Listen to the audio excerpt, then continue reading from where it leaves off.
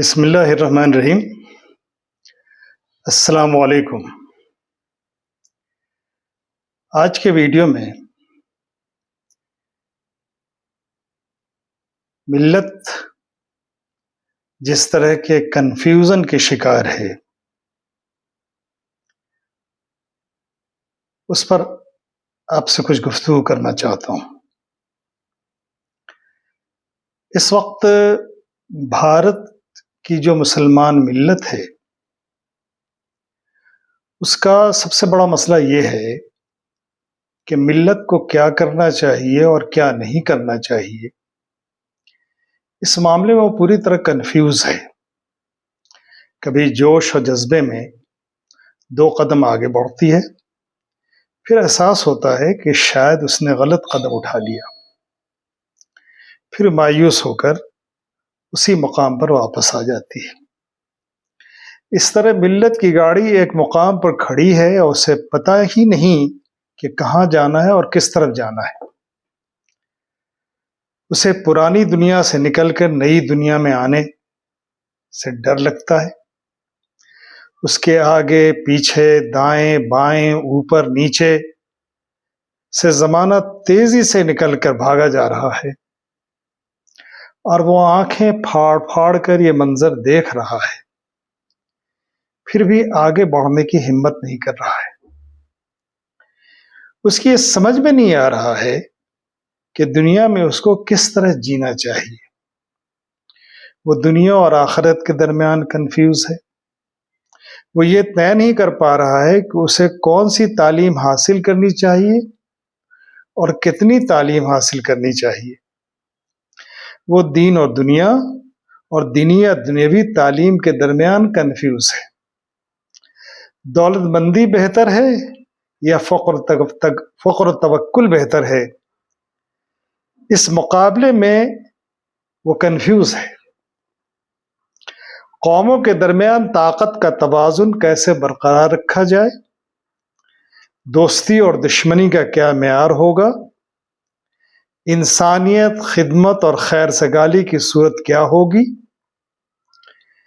بھارت میں انسانی رشتے کو کیسے بہتر بنایا جائے، ان سارے معاملات میں اس کے پاس کوئی واضح نقطہ نظر نہیں ہے۔ آزادی کے 77 سال کے بعد بھی ہم یہ طے نہیں کر پا رہے ہیں کہ اس ملک میں ہمارا رول اور کردار کیا ہونا چاہیے۔ ہم اپنی طرف دیکھنے کے بجائے ہمیشہ دوسروں کی طرف دیکھتے ہیں اور ہم نے خود کو دوسروں کے رحم و کرم پر چھوڑ دیا ہے۔ کیا کوئی زندہ قوم اس طرح جیتی ہے جس طرح ہم جی رہے ہیں؟ ایسا لگتا ہے کہ سیدھا راستہ، جس کو ہم صراط مستقیم کہتے ہیں، یا تو ہم سے چھوٹ گیا ہے یا ہم اس سے بھٹک گئے ہیں۔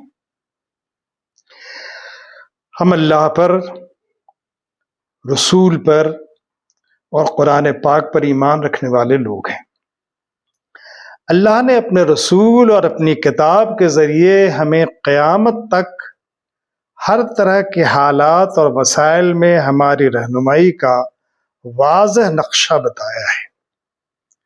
اگر ہم اس کو کھول کر نہیں پڑھیں گے اور اس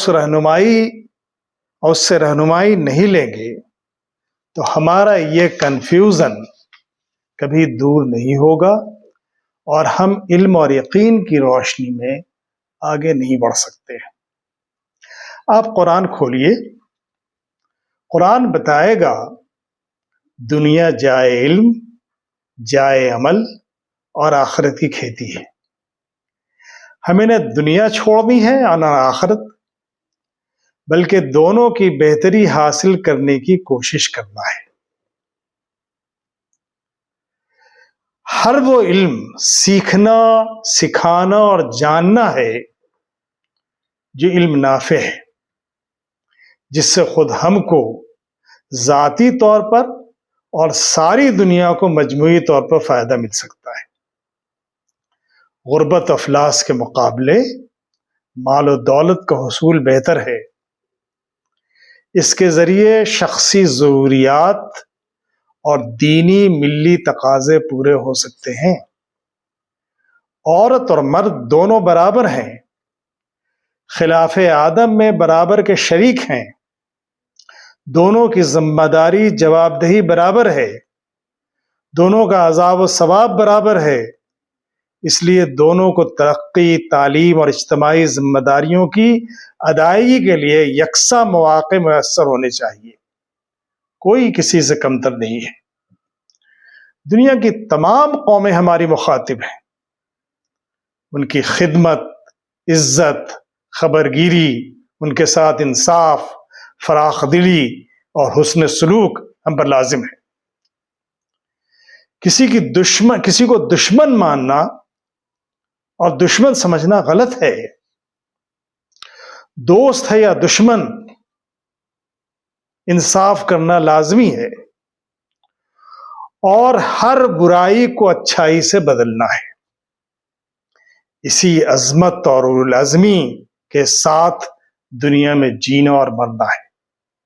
صبر، حکمت اور خدمت کے ساتھ انسانی دنیا میں اپنا فرض نبھاتے چلنا ہے۔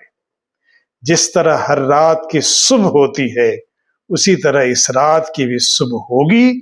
اس یقین کے ساتھ اپنی جد و جہد جاری رکھنی ہے۔ اگر ہم نے اپنا کنفیوژن دور کر لیا اور علم و یقین کے ساتھ اپنی منزل طے کرنے کے لیے آمادہ ہو گئے اور ایک مقصد کے لیے ہم نے جینا اور مرنا سیکھ لیا، تو آپ دیکھیں گے کہ قوم کی قسمت بدل جائے گی۔ اللہ سے دعا اور اس کی انابت اور اس سے رجوع ہمارے سارے مسئلے کو حل کر دے گی انشاءاللہ۔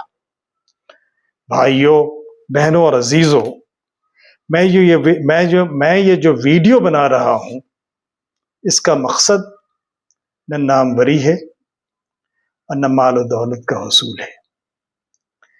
اس کا مقصد ملت کو بیدار کرنا ہے، ان کی ایمانی غیرت کو جگانا ہے، ان کو ذلت کے مقام سے اٹھا کر عزت کے منصب پر بٹھانا ہے۔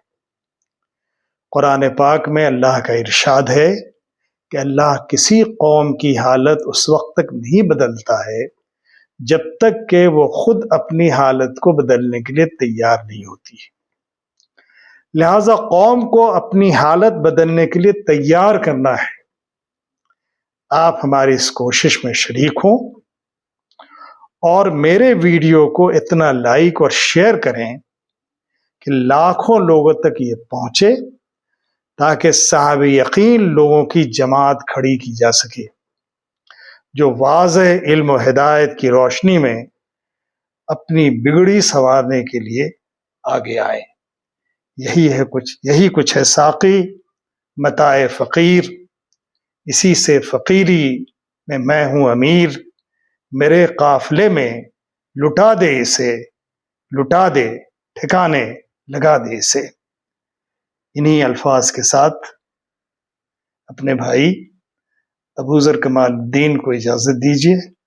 السلام علیکم، خدا حافظ۔